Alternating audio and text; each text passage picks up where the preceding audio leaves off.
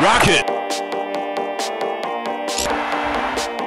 Estamos começando mais um vídeo no Firula TV, só para lembrar que acompanhar um jogo via Telegrama é muito mais emocionante do que pela TV.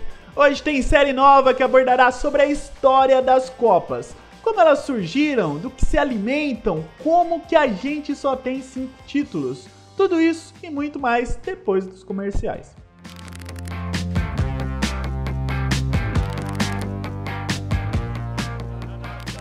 A Federation Internazionale de Football Association foi criada em 1904, contando com 7 países e com o intuito de administrar o esporte internacionalmente, já que desde o fim do século XIX o futebol havia deixado de ser uma prática britânica, se tornando um esporte mundial. A ideia era dar passos um pouco mais largos em busca da popularização do futebol, promovendo pelo mundo torneios internacionais, melhores regulamentos e uma comunicação mais ativa entre as federações. Até a criação da FIFA, o esporte esteve presente em 2 edições de Jogos Olímpicos, os Jogos de Paris em 1900 e os Jogos de St. Louis em 1904, mas ambas de forma amadora e apenas exibicional, ou seja, sem medalhas. Foi somente nos Jogos de Londres, em 1908, que o futebol foi integrado de forma oficial nas Olimpíadas, contando com seleções nacionais. E assim seguiu até os Jogos de Antuérpia, em 1920, quando o torneio passou a ser organizado pela própria FIFA, que naquela altura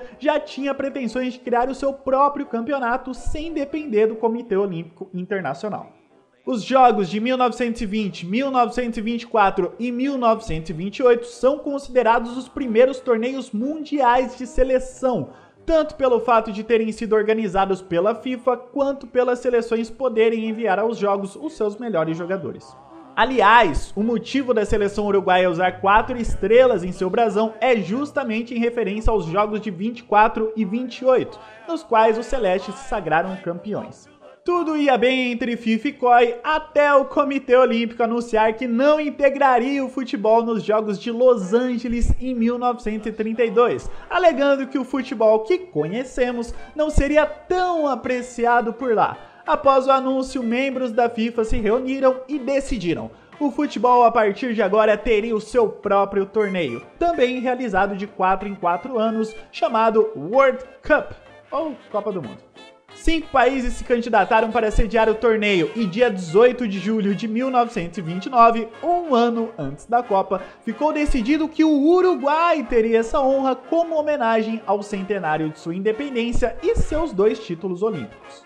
A escolha de um país sul-americano para a realização do torneio não foi nada bem recebida entre os europeus. E mesmo com o governo uruguaio se comprometendo a pagar todas as despesas com viagens dos participantes da Copa, vários países acabaram desistindo da disputa.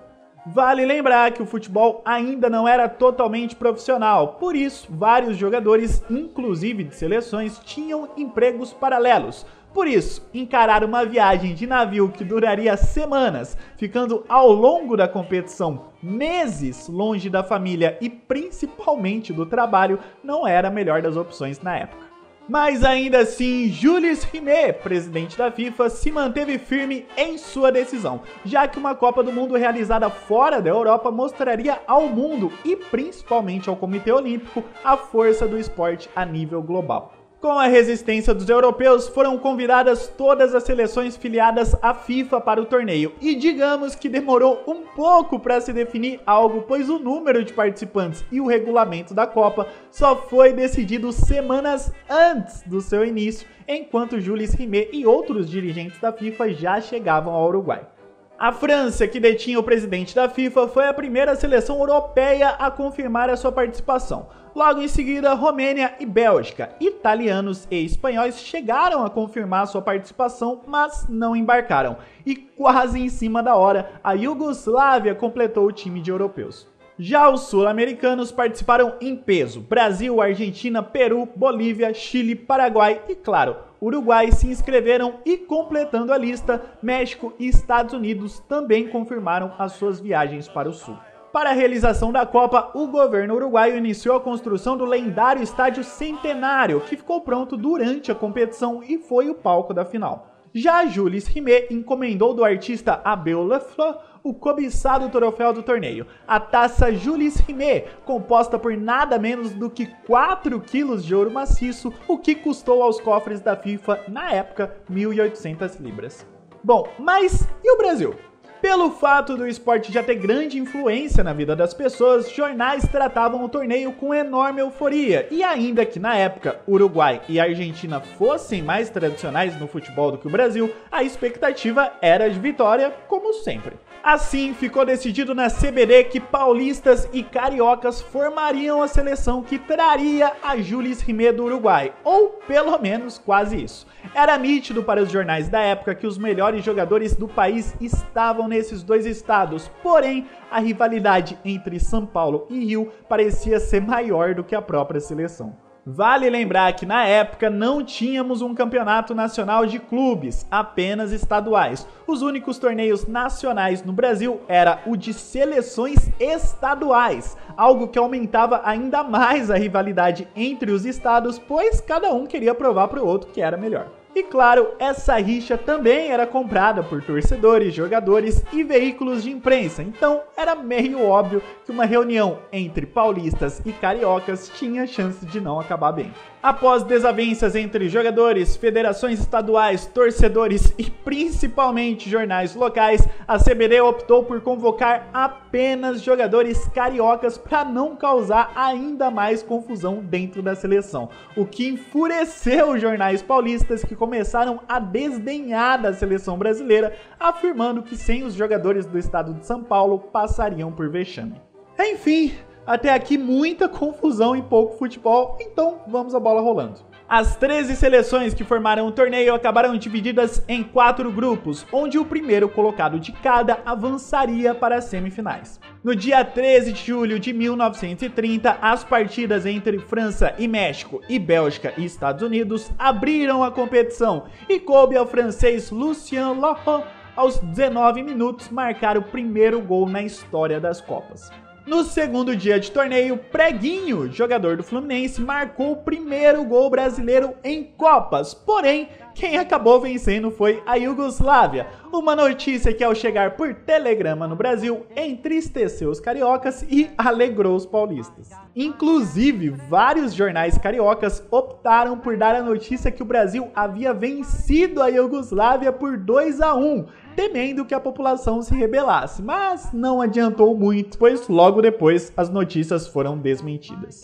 Aliás, as formas de transmissão dessa Copa deixam evidente como a nossa tecnologia evoluiu. Apesar de haver cinegrafistas no campo documentando o torneio, a televisão ao vivo era uma mídia muito distante daquela realidade. E apesar do rádio já existir, ele só seria difundido anos depois. Então, a forma mais eficiente do torcedor saber o que estava acontecendo em campo era ficar em volta de praças ou frente a sedes de jornal, esperando operadores de telégrafos receberem notícias sobre a partida e repassar aos torcedores. Voltando aos jogos, outro confronto da primeira fase que merece destaque foi a estreia uruguaia, onde mais de 80 mil torcedores, praticamente metade da população de Montevidéu na época, acompanharam a vitória de 1-0 sobre o Peru na inauguração do Estádio Centenário. O jogo entre Argentina e México também teve um fato curioso, o que mostra muito da falta de profissionalismo do esporte na época. O jogador Manuel Ferreira, titular da Argentina, teve de se retirar da equipe para a partida, pois no mesmo dia tinha uma prova de faculdade. Quem entrou no seu lugar foi Stabile, que fez 3 gols na ocasião e terminou a Copa como artilheiro. Ah, e nesse mesmo jogo, Salcedo, treinador da Bolívia na Copa, apitou o jogo pela falta de um árbitro credenciado.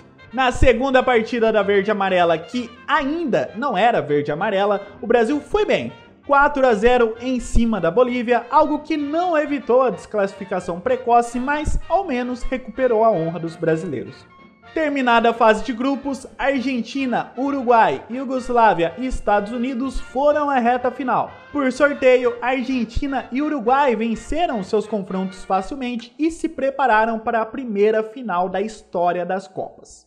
Digamos que o clima entre os dois países nunca foi muito amigável durante o torneio.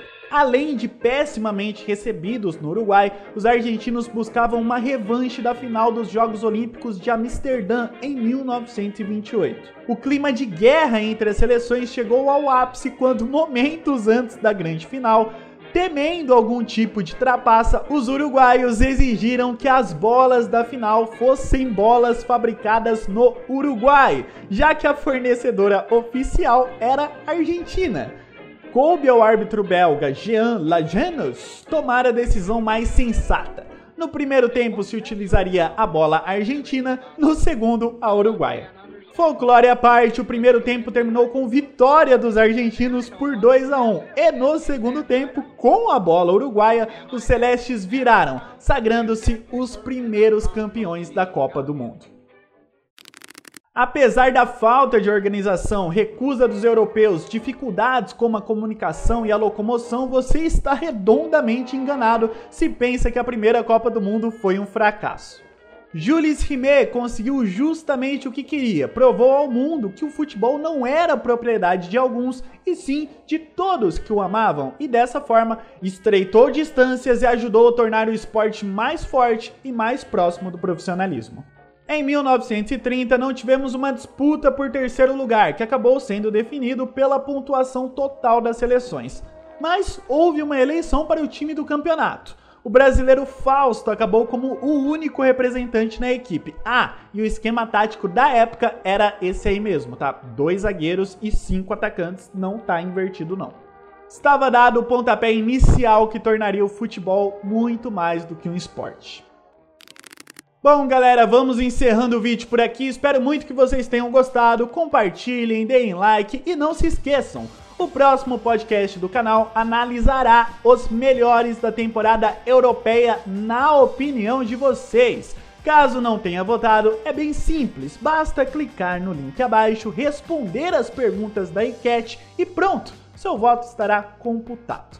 Grande abraço a todos vocês, brigarão e valeu!